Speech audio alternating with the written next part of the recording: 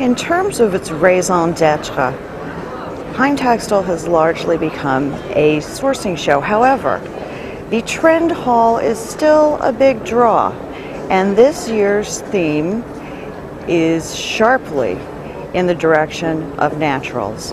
And if there's one message that departs from recent years, it is goodbye shiny stuff, hello naturals. So there are three trends that I would like to talk to you about today. We have a lifestyle trend, which is more than a trend, it's a necessity. And everybody's been talking about it for years now, which is eco-chic.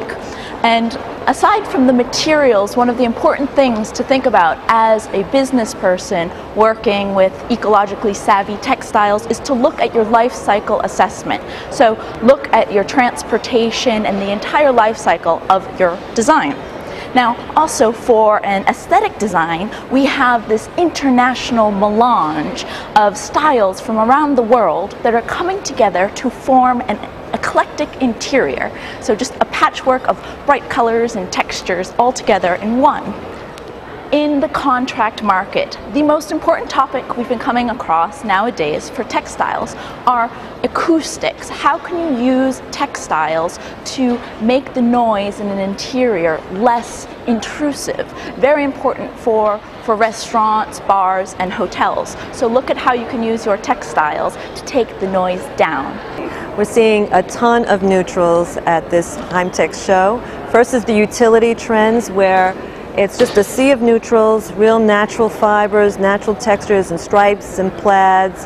And then we move into the wilderness area where there's a lot of chunky, organic shapes, pleating, and just handmade, rough, raw looks. Again, all natural, eco-friendly kind of feeling. And then into the mix mash, where they're finally bringing in some color.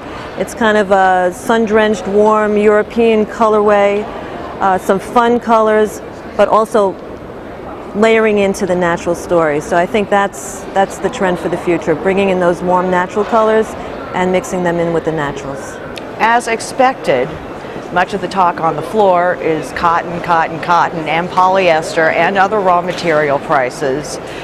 One of the more interesting things that's come up in our conversations in the last couple of days is what's going to happen to off-pricers later this year, with retailers delaying orders and suppliers really keeping their inventories as lean as they can.